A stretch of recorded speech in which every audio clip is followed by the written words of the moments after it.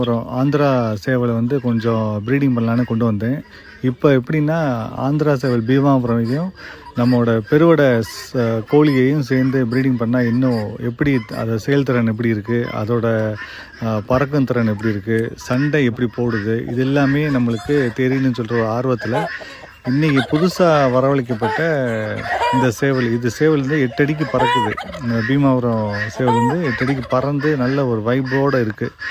அந்த சேவலை நம்ம பெருவடையில் இருக்கிறதுல பெரிய கோழிகளோடு சேர்த்து வச்சுருக்கிறேன்.